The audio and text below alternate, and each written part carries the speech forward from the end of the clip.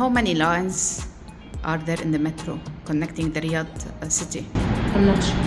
I don't really know. I think around like 80 something.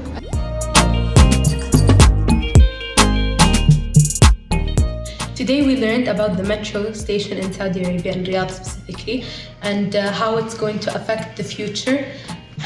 With the help of Airbus Foundation, we were able to build and program a robot to go around the metro lines. We have 6 metros in total. Each one is assigned a different color.